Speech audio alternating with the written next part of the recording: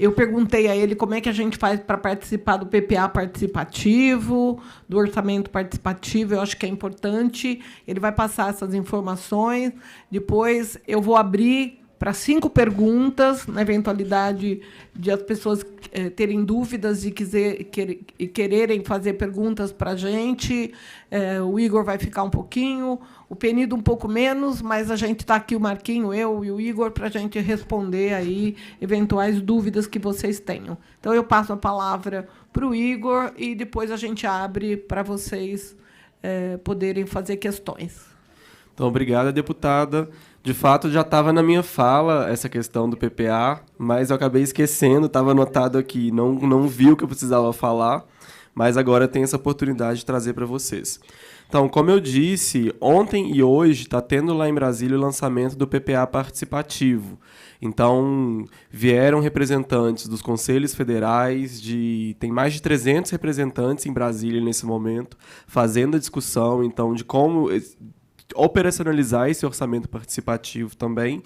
E aí, então, hoje está sendo esse primeiro momento, que é o primeiro fórum interconselhos, que está se pensando nas diretrizes, então, nos valores também, que se está querendo colocar nesse processo do orçamento.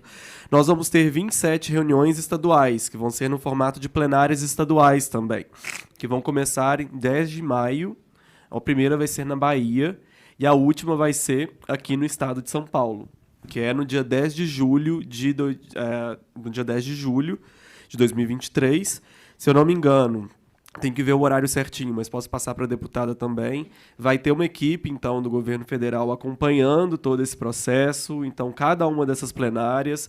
E aí é justamente o que a deputada trazia. Participem, se envolvam nesse processo, seja na plenária, ou então também o governo federal vai disponibilizar uma ferramenta digital para que se possa também ter acesso e contribuir com esse processo. Então, essa participação social também vai ser viabilizada e aberta ao público de uma maneira geral também. Então, não precisa estar necessariamente na plenária para poder participar. E nem também no Fórum Interconselhos. A gente ainda vai ter mais 2 fóruns interconselhos também. Eu não tenho a data certinha aqui, mas vai ser durante esse processo. Acho que o próximo em julho, se eu não me engano, para poder fazer essa conclusão. Então, tentando mobilizar os estados, os municípios também, para que contribuam com esse processo do orçamento participativo. Da Fundação TOC, a gente Acho fala sempre, mas essa eu não mensagem. conhecia pessoalmente. Gratidão pela generosidade que você atende a gente. Inclusive, às vezes, às 9 da noite, 10 da noite, ele atende. Muito obrigado. Vou começar pelo secretário Marcos. Marcos, hoje, primeiro agradecer demais, né, a sua presença, a sua disponibilidade em estar nos ouvindo.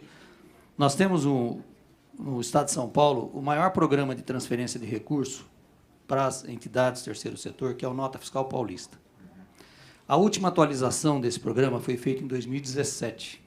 Então, na realidade, eu estou trazendo, nem é uma pergunta, é um apontamento para que, se vocês puderem, a gente está tentando marcar a agenda para falar com o secretário de Fazenda, mas acredito que você pode encaminhar isso com mais rapidez.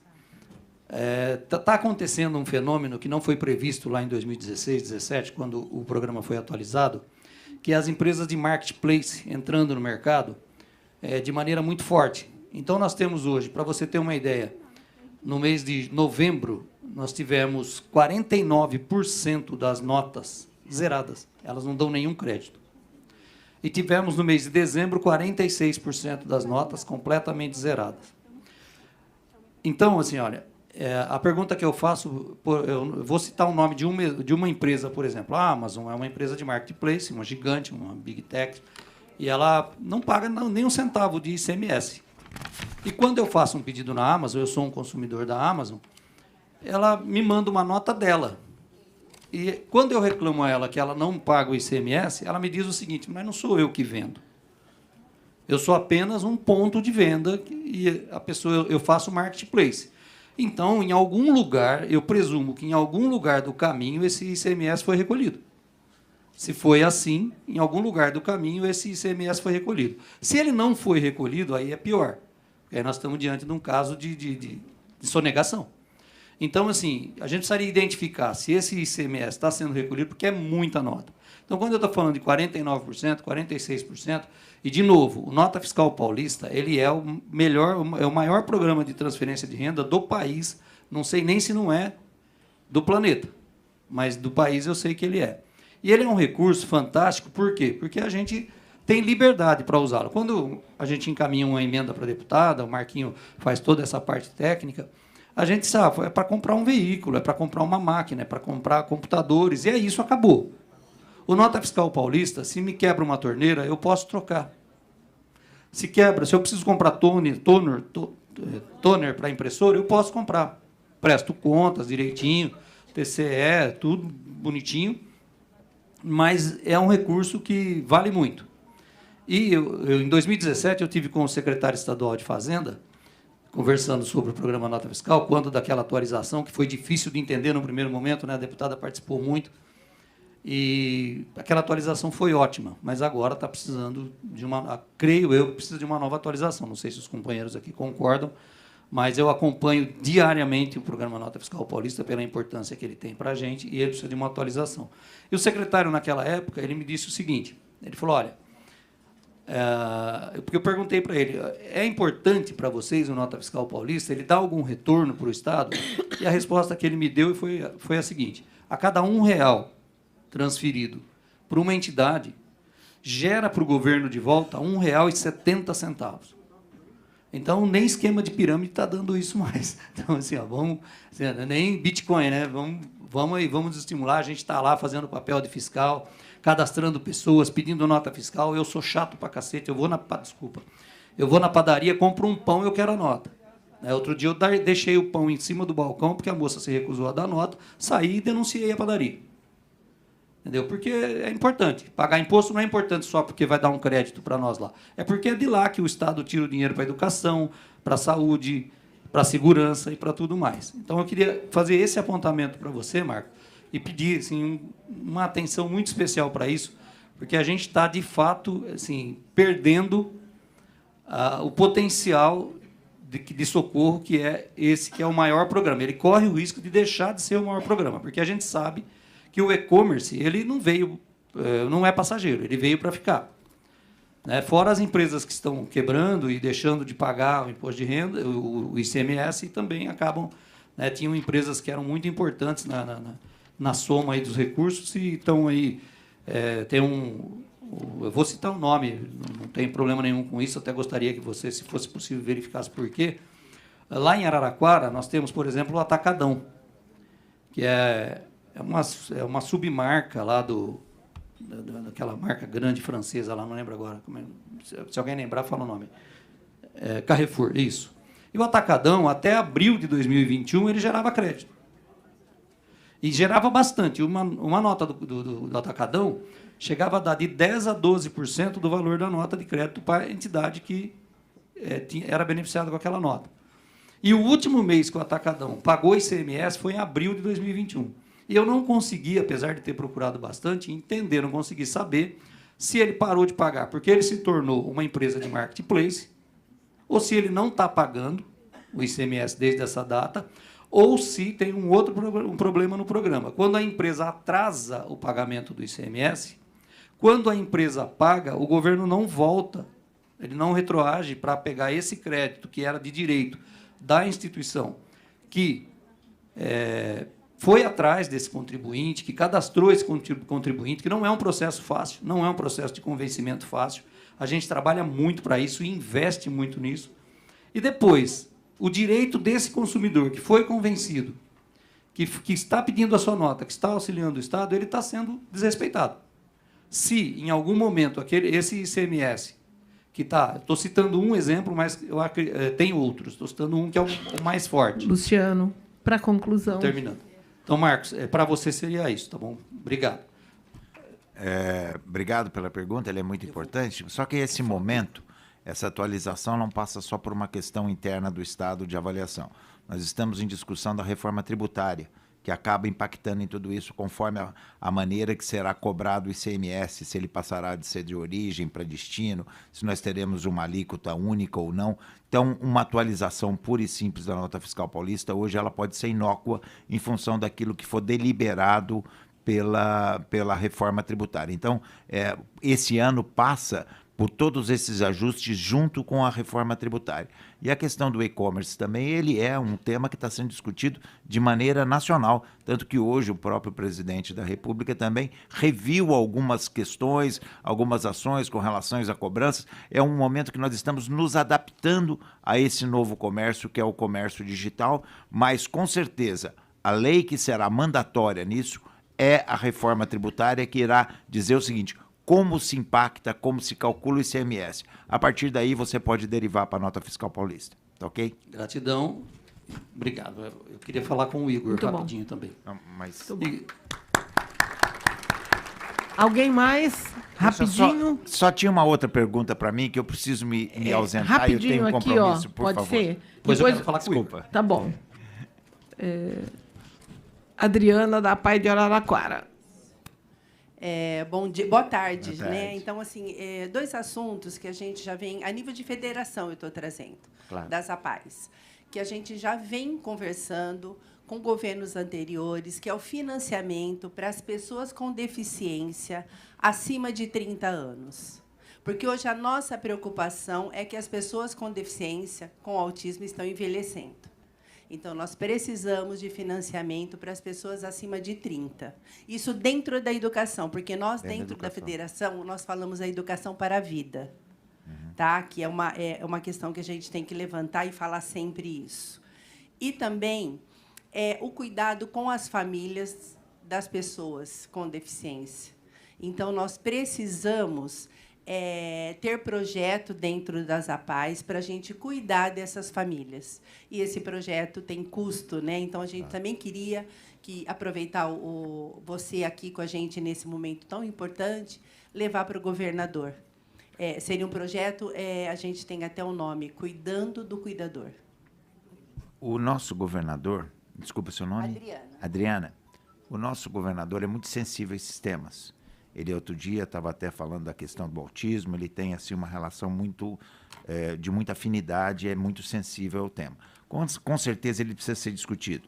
O ano passado foi muito discutida a revisão de custos, de valores da PAI, teve uma discussão e ficou-se limitado à questão dos 30 anos, porque existe até uma questão legal, que era até com a deputada nos ajudar, que existe ainda algumas restrições que nós precisamos entender qual é a restrição legal para poder bloquear. E levar isso para as famílias também, eu entendo que é um projeto interessante e poderia ser proposto, deputada, de uma maneira de um encaminhamento para que isso se colocasse como uma maneira de lei. Isso é muito importante. Que não fosse assim, olha, uma deliberação para esse ano que nós vamos fazer um projeto. Mas que isso, sim, fosse uma lei para que tivesse perenidade para poder ser colocado como política pública mesmo, Sim. que poderia ser iniciado, inclusive, pela própria deputada, esse debate permear por toda a Assembleia, para que a gente possa pensar nesse tema e entender todos os impactos, porque nós temos que tomar muito cuidado com política pública, Sim. porque às vezes você começa atendendo uma coisa e você tem que abrir para 500 outras. A hora que você fala desse atendimento na família, o quanto isso replica em outras ações e qual é o custo efetivo. Às vezes pode parecer que o governo tem um olhar muito fechado para as coisas ou um coração de pedra. E às vezes não é. É que às vezes você direcionando num ponto, você, por similaridade, você tem que esticar para muitos outros e aí o recurso que até o Marquinhos explicou para a gente acaba não sendo suficiente. Então nós precisamos entender o quanto uma ação dessa ela é específica para isso ou o quanto ela replica em outras ações para entender o verdadeiro impacto que se tem, mas é muito importante e cabe assim um estudo muito detalhado. Isso, e a gente, assim, das APAES, né, a nível de federação, a gente fica aberta para diálogo. Maravilha, Tá bom? eu agradeço. Muito obrigada. Gente, eu agradeço mais uma vez. Uma boa tarde a todos. Foi uma delícia poder compartilhar com vocês aqui. Só mais Tem mais um. Desculpa. Só mais essa, viu, gente? Porque senão eu vou atrapalhá-lo. Porque foi colocado aqui a questão do participativo, do orçamento participativo. E eu sei que o governo do Estado tem as audiências públicas regionais. E tem sido recorrente a gente participar dessas audiências e depois nada é encaminhado. Tem sido assim. Todas as nossas demandas que são colocadas não são encaminhadas. Eu queria colocar duas coisas. Primeiro, que eu acho importante que o terceiro setor participe dessas audiências fazendo as suas reivindicações, porque ele é registrado nas atas das audiências. E eu gostaria de saber se o governo agora vai encaminhar isso de uma forma com mais seriedade, porque todas as audiências, eu sou da região de Sorocaba, e todas as audiências que a gente participou do Estado, dos outros governos, nunca foram encaminhadas quase que nenhuma demanda das nossas cidades. Eu gostaria que o secretário se comprometesse com essa demanda. Obrigado. Com relação ao comprometimento, ele depende da qualidade da demanda. Até como o Marcos aqui colocou para a gente, precisa ver se ela se encaixa dentro daquilo que está programado, dentro daquelas linhas programáticas que existem dentro do governo. Então, quando se faz um PPA participativo, é justamente para buscar as ideias e as alternativas, mas nem todas podem ser atendidas justamente porque existe um regramento daquilo que pode ou não ser incorporado dentro do orçamento. Mas, de qualquer forma, será levado aqui para o pessoal do planejamento que está fazendo essa reivindicação para que se olhe com mais atenção a essas demandas regionais. Muito obrigada. Muito obrigada, Marcos. Eu quero agradecer a participação do Marcos e agradecer e mandar um abraço para o nosso secretário de governo, que pediu para você estar aqui conosco, foi muito bem representado. E estamos aí à disposição também para a gente poder conversar. Penido, obrigada, viu? Obrigado. Um abraço.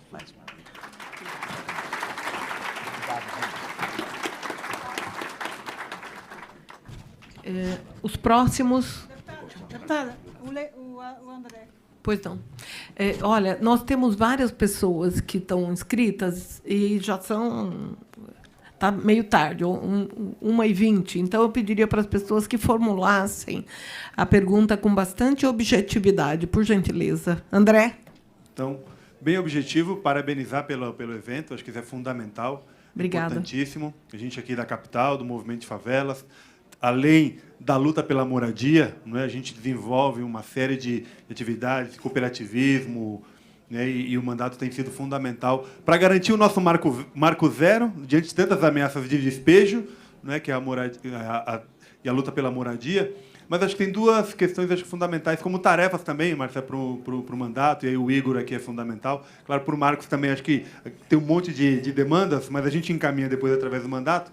Mas eu acho que o trabalho que o Marquinhos faz é excelente, do ponto de vista de nos ajudar com a documentação. Não é? Eu acho que a gente precisa ter mais acesso às informações, que acho que o processo, como a Mary falou, não dá mais para a gente ficar passando pires. Tudo começa como uma iniciativa de um grupo pequeno e depois a coisa vai se transformando. E o terceiro setor, hoje, ele tem uma demanda de gerenciamento, de capacidade de pessoas, de formação cada vez maior para gerenciar as organizações que vão crescendo. Né?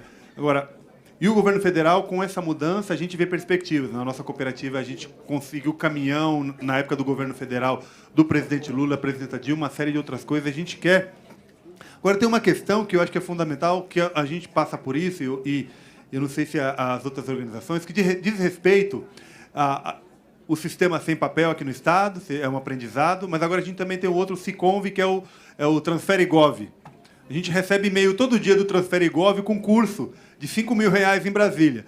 Então, se a gente está passando pires aqui como organização social, atrás de uma emenda assim, aí como é que a gente vai pagar para uma pessoa ou duas pessoas da entidade fazer um curso em Brasília, com todo esse custo, né? A gente não faz mais nada, só vai fazer o curso. Então, como é que a gente pode...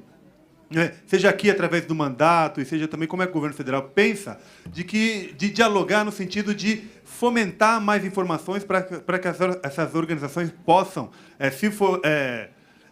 se formalizar, né, e acessar esses recursos. Porque uma coisa é o ofício, outra coisa é depois todo o processo de gestão. Não a documentação, mas todo o processo de gestão. Eu acho que a gente carece... É claro que a gente tem feito cada vez mais um processo de profissionalização, mas acho que carece também para a gente acessar de uma forma melhor e mais tranquila para que a gente possa realmente fazer uma boa gestão do recurso público, como acabou de ser dito aqui, como sagrado, né? E a nossa gestão tem que ser que esse recurso é para fazer o cuidado com essas pessoas, isso tem que ser muito bem. Então, como é que o governo federal está pensando nisso e como é que a gente também, enquanto aqui mandato, deputado, a gente pode ajudar nesse sentido também, no que diz respeito ao governo federal, que a nossa expectativa é que venha muito recurso, que a gente possa acessar e desenvolver muitas políticas públicas. Obrigado. Obrigado, André. Podemos fazer mais umas 3, 4 perguntas e aí a gente responde tudo de uma vez? Quem mais? Eu só queria complementar aqui o que ele estava falando sobre as plataformas. Quando a gente recebe, né, a indicação da emenda, a gente tem que acionar, né, e fazer todo o processo através da plataforma, que era Mais Brasil, agora mudou para Transfere-se, né, e agora e também tem a Sem Papel. Então, a gente acaba encontrando muita dificuldade. E aí vem de encontro o que ele falou sobre essas capacitações, né, que são os valores bem altos para a gente estar fazendo. Então, seria interessante estar revendo também essa situação para que a gente possa saber como lidar na hora que a gente for ter acesso a essas plataformas. Perfeito. Quem mais, Rivanda? Aqui, deputada, ela quer fazer uma pergunta para o Marquinhos. Por favor. Você quer falar ainda, Oi, Luciano? boa tarde. Sobre as emendas, eu trabalho numa creche de terceiro setor e antes ela fazia parte, a gente enviava para a Secretaria da Assistência, agora ela é da Educação. Então, eu gostaria de saber como que a gente faz o trâmite agora para pedir alguma emenda. Tá bom, o Marquinhos vai responder. Luciano, você tem alguma pergunta? Você tem como ir até ali?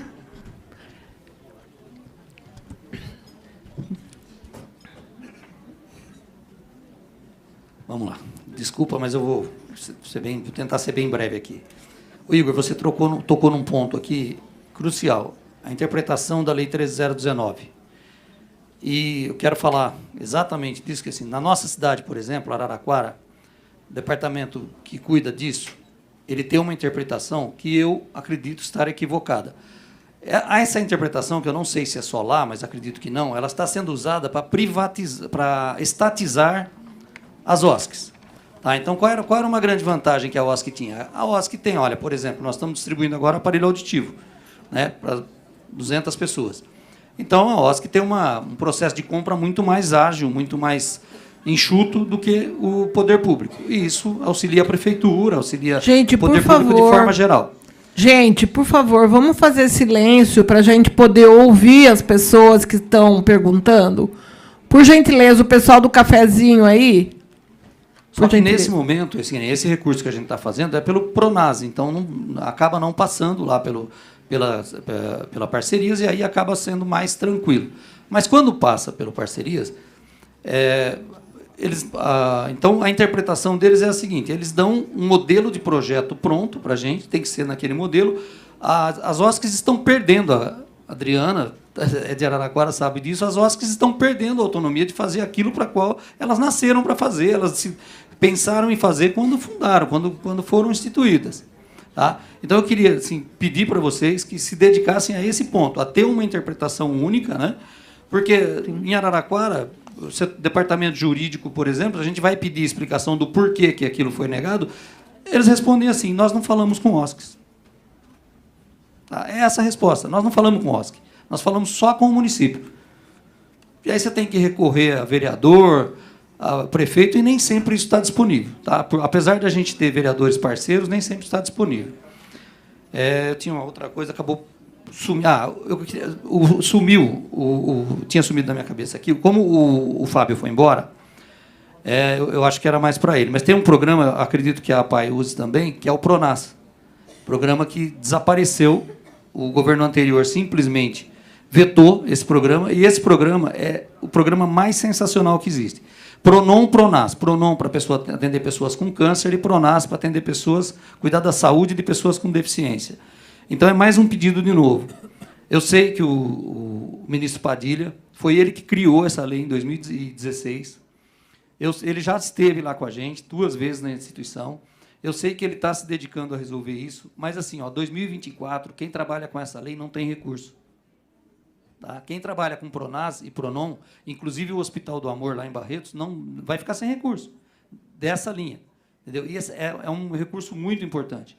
Então, eu acredito que você tem mais acesso aí ao Ministério do que eu, com certeza, né? E te pedir, por gentileza, se você puder encaminhar isso com urgência, tem que acelerar, porque assim, não dá mais tempo para...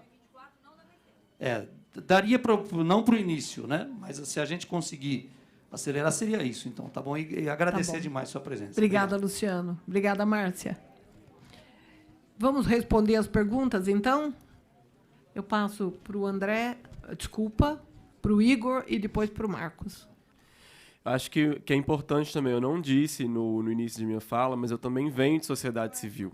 Eu acho que isso é muito importante de pontuar, e todo esse processo de criação de uma diretoria é um processo que vem de uma luta política das organizações da sociedade civil. Então, que vem de abrir esse canal de articulação com o governo novamente, para que a gente possa retomar essa inserção, esse fortalecimento das organizações. Eu acho que esse ponto que o Luciano traz em relação à interpretação da lei. Então, o fato do governo federal não ter acompanhado a implementação nos últimos 6 anos é vital para poder, assim, que cada ente começou a fazer o que bem entendeu. A sua própria interpretação. E, assim, regulamentando a sua própria interpretação, e algumas, eu volto a dizer, ainda contrárias a... Então, tem coisas, assim, que não deveriam existir e a gente não tem dimensão hoje. Porque a gente ainda não tem um estudo, não tem um diagnóstico. Hoje tem uma organização que ela faz um compilado de todos esses regulamentações municipais e estaduais, que é o Instituto OSC Legal. De acordo com o Instituto, hoje a gente tem mais de 600 regulamentações municipais e estaduais, mas a gente ainda não tem uma avaliação de qual que é a qualidade, qual que é o conteúdo dessas regulamentações. E aí, no governo federal, a gente tem esse desafio de, primeiro, tentar uniformizar.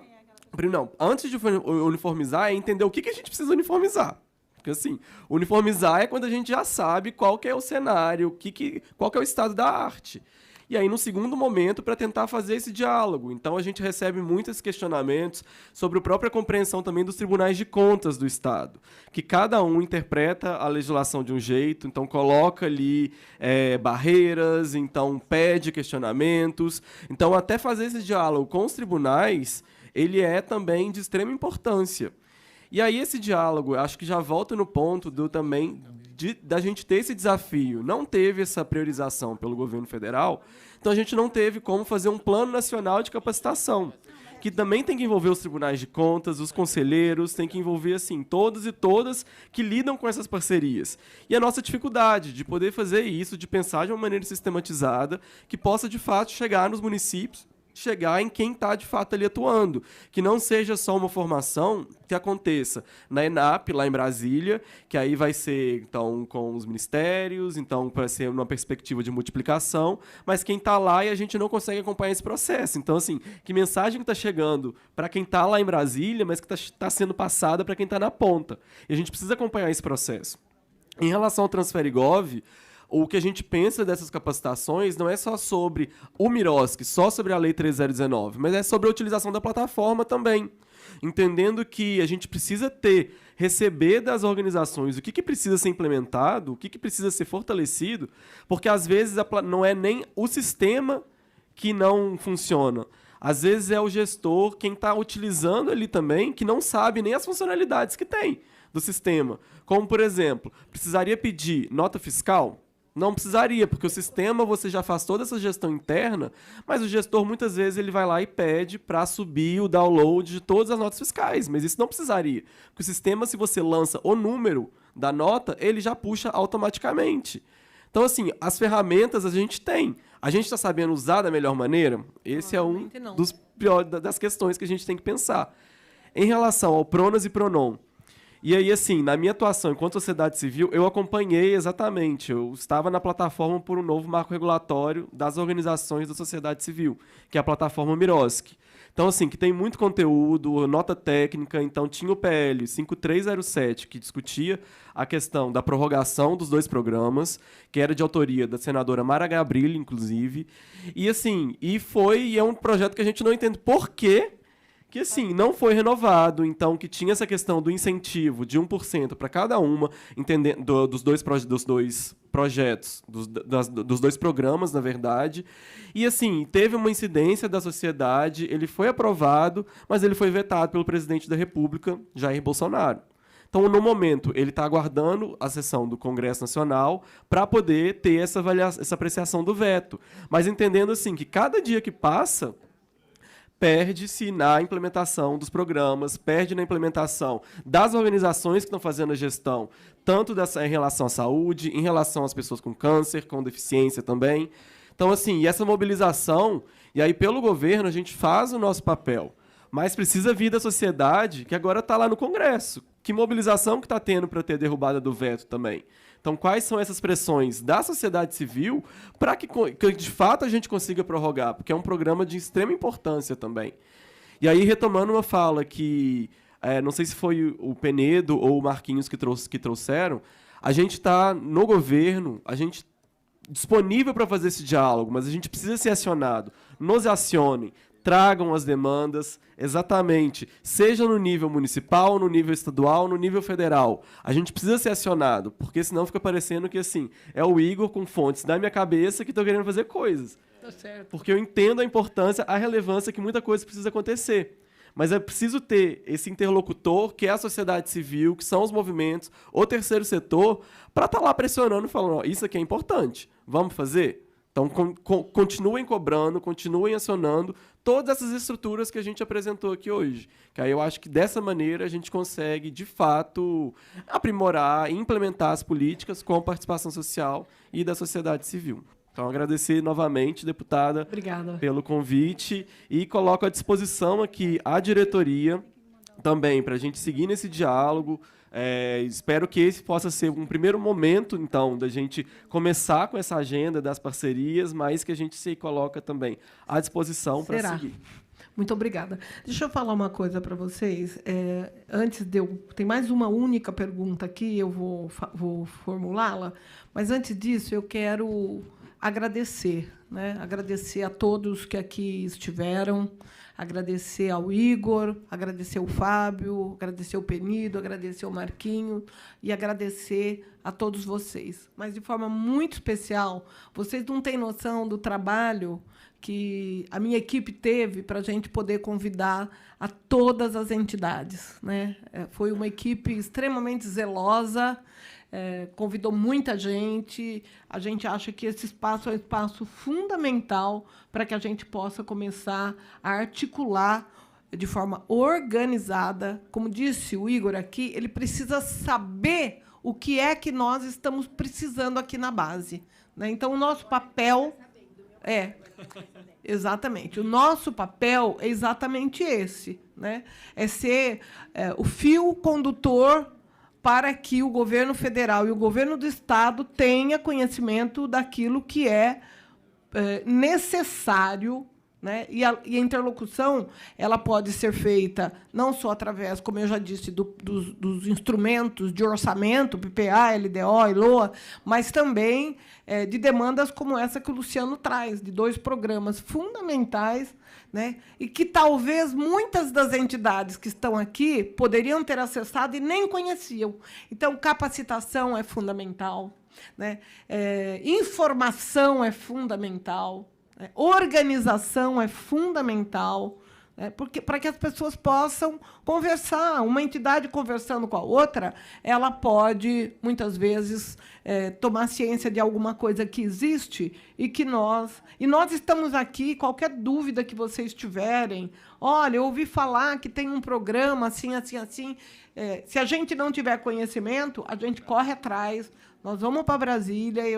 Esse ano eu já fui 3 vezes para Brasília. Então, a gente está à disposição para a gente poder ser interlocutor dos ministérios, interlocutor da Caixa Econômica Federal, do Banco do Brasil, das secretarias, daquilo que for necessário para que a gente possa trazer informações e trazer capacitação orientação para vocês, né? Então, eu quero agradecer a toda a minha equipe, na pessoa da Meire, na pessoa da Priscila, que fez o cerimonial, da Rivanda, que esteve atendendo aí as pessoas, agradecer o Marquinho, e na pessoa do Fábio Corvo, agradecer todos os nossos assessores parlamentares da base, né, que trouxeram vocês até aqui. Eu acho que foi um grande evento, foi um grande momento em que nós pudemos rever amigos, e dizer para vocês que o nosso trabalho está à disposição. Na eventualidade de alguma das entidades desejar que a gente visite, a gente vai estar visitando, a gente vai estar indo para cidades. Eu sou do interior, como eu brinco sempre, eu sou pé vermelho, Igor, e eu estou na base para poder estar junto com vocês e ouvir a demanda lá, né? Para você me mostrar o que é que a entidade efetivamente precisa, como é que eu posso ajudar, onde é que nós vamos buscar a possibilidade de melhoria daquela condição. E, para encerrar de verdade, eu tenho uma pergunta aqui da Ana Dir, que é da comunidade Padre Pio, de São Manuel. Hoje, a população em situação de rua é um problema de segurança e saúde pública, por conta da drogadição. Nós, que trabalhamos com esse público, encontramos dificuldades, pois não existe um olhar atento a este público. Existe um plano específico para essa demanda? Pessoal em situação de rua.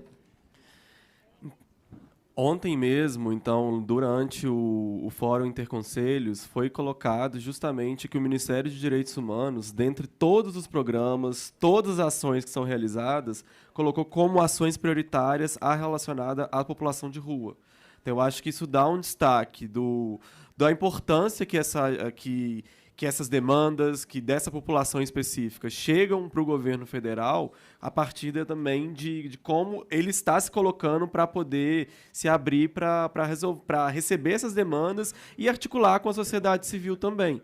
Eu não tenho acompanhado diretamente as ações específicas que são realizadas, mas eu achei que isso era algo extremamente importante também, justamente pelas demandas e que são crescentes, pelo número de população de pessoas em situação de rua, que tem aumentado também. Eu acompanhei em Boa Vista especificamente, então o número de migrantes em situação de rua que tem aumentado. E acho que é um ponto bastante acertado do Ministério de ter elegido como uma das prioridades da sua atuação. Muito bom, obrigada. O Marquinho tem uma pergunta para responder, né, Marquinho? Na verdade, a pessoa fez a pergunta, só desculpa, eu não lembro o seu nome, tá? Mas é a questão que ela tinha uma entidade que atendia a parte de assistência social e, pelo jeito, agora está atendendo a parte de educação. A única coisa é a questão da atualização do estatuto. Se lá está escrito que agora está com esse objeto, né, com esse objetivo de atender na parte da educação. Porque a parte documental da assistência social ela é bem rígida. Então, eu acredito que todos os documentos você já têm em relação a isso. Mas eu também estou à disposição para ver a particularidade. E na minha encerra, eu queria colocar assim, à disposição vocês, né? Eu fico aqui na LESP, todos têm um contato da deputada, que aqui é muito detalhe, não dá para a gente falar tudo, que o tempo é curto, né? Mas eu dou todo o atendimento com o maior prazer, com o maior carinho, que eu acho fundamental o trabalho de vocês, tá? Então pode me procurar, me acionar, não tem problema nenhum não, tá bom? Eu acho que é isso. Agradecer a todos vocês, dizer que nós estamos, mais uma vez, à disposição para construir possibilidades, né? Esse é o objetivo dessa reunião. E eu agradeço a cada um e a cada uma que se deslocou de longínquas regiões do estado de São Paulo para estar aqui conosco. Muito obrigado. E contem sempre conosco. O nosso mandato está à disposição de vocês. Obrigada.